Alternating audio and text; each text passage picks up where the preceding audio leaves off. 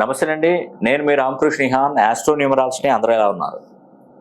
24/2/2024 ఇది మీకు గుర్తు ఉండే ఉంటుంది.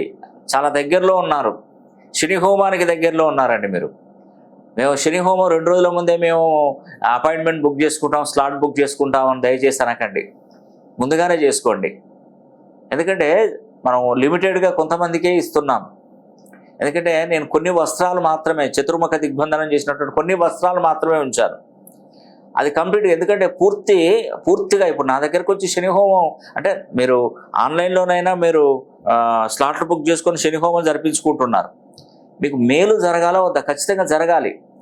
ఇప్పుడు పూర్తి స్థాయిలో నా మీద నమ్మకం పెట్టుకొని నాకు శని హోమానికి మీరు డబ్బులు వేసి స్లాట్ బుక్ చేసుకుంటున్నారు. మీకు మంచి జరగాలి కదే. ఎందుకంటే మీరు వచ్చి చూడరు, నేనేం చేస్తున్నానో చూడరు. ఒక నమ్మకమే మిమ్మల్ని అక్కడ నుండి బ్రతికిస్తుంది అన్నట్టుగా ఉంటుంది. ఎందుకంటే తను చేస్తాడు, మా గురించి చేస్తాడు అని ఒక నమ్మకంతోనే నానేస్తున్నారు. కాబట్టి అంతమందికి వచ్చేవాళ్ళు వేయండి డబ్బులు రావండి నాకు వస్తాయని అనుకోనండి. అక్కడ ఎంతమందికి వస్త్రాలు అయితే చుట్టు పెడతానో ఆ వస్త్రాలు ఒక్కొక్కటి చతుర్ముఖ దిగ్బంధనంలో, ఒకవైపు తెల్ల ఆవాలు, ఒకవైపు నల్ల నువ్వులు మూట కట్టేసి నల్ల నువ్వుల నూనెలో ఈ చతుర్ముఖ దిగ్బంధనం 4 అఖండ దీపాలతో కాపాడి నల్ల దారాన్ని చుట్టి కరెక్ట్ 24వ తారీఖున ఒక్కొక్క వస్త్రాన్ని ఒక్కొక్కరి పేరు మీద, అంటే కుటుంబం పేరు మీద మొత్తం కూడా, వారి పేరు మీద మొత్తం కూడా ఈ యొక్క గోత్రనామాలు చదివిన తర్వాత అది శని హోమంలో గనక వేసినట్టయితే అప్పుడు మీకున్నటువంటి పితృశాపాలు, కర్మలు, దోషాలు అన్నీ పటాపంచలైపోతాయి. మన తల్లిదండ్రులు చేసినటువంటి ఏమైనా తప్పులు, ఒప్పులు, పాపాలు ఏమున్నా కూడా సర్వ వినాశనం అయిపోతాయి. మొత్తం దోషాలన్నీ క్లియర్ అయిపోతాయి. మనం చేసిన తప్పు అంటే ఉదాహరణకి మన తాతగారు సంపాదించిన ఆస్తి ఉంది, మీ నాన్నగారికి రాలేదా? మీ నాన్నగారు సంపాదించిన ఆస్తి నాకు రాలేదా? మీకు రాలేదా? ఉదాహరణకి అంటే డబ్బు అయితే తీసుకుంటావు, పాపాలను అయితే తీసుకోవా? అవి కూడా సంక్రమిస్తాయి. వాళ్ళ బాధ్యత, వాళ్ళ తాత ముత్తాతల నుండి వచ్చేటువంటి ఆస్తులలో నీకు కూడా వస్తుంటుంది కదా పాలు.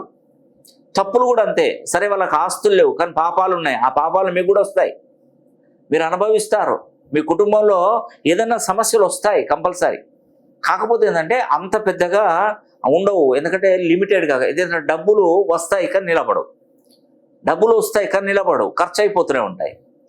మానసిక ఆందోళన, ఎప్పుడు తృప్తి లేని జీవితం, ఎప్పుడు ఇంట్లో గొడవలు, తగాదాలు, ఇవన్నీ మనం పెద్దగా ఎఫెక్ట్ పడేటి ఉండవు. కాకపోతే ఏంటంటే వీటి వల్ల మనస్తాపం చెందుతాం.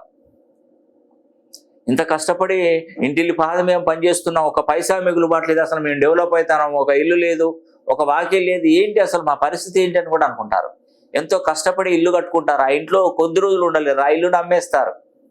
పిల్లల చదువులలో ఆటంకాలు జరుగుతుంటాయి, ఉద్యోగాలు రాక, ఆరోగ్యాలు బాగాలేక రకరకాల సమస్యలతో బాధపడుతుంటారు. తల్లిదండ్రులు వాళ్ళ ముత్తాతలు మనకేం ఆస్తులు సంపాదించాలి కానీ వాళ్ళు చేసిన తప్పులు మనల్ని వేధిస్తాయి కదా. అవి వస్తాయి, ఇవి వస్తాయి, రెండు వస్తాయి. కాబట్టి తెలిసి చేసిన తప్పు, తెలియక చేసిన తప్పు మనం ఏదైనా కూడా అనుభవించాలి. కాబట్టి వాటి నుంచి మనం బయటపడాలంటే ఫస్ట్ శనిని మనం ప్రసన్నం చేసుకోవాలి. శని హోమం ద్వారానే ఇది సాధ్యమవుతుంది. కాబట్టి నేను ఇన్ని సంవత్సరాలలో ఎప్పుడైనా కూడా మిమ్మల్ని శని హోమం జరిపించుకొని అయితే నేను చెప్పలేదు. 28 ఏళ్లలో ఇది ఫస్ట్ టైం నేను చెప్పడం.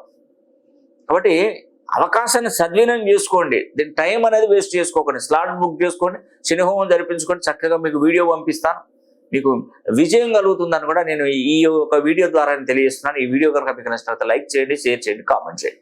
సర్వే జన సుఖినో భవంతు.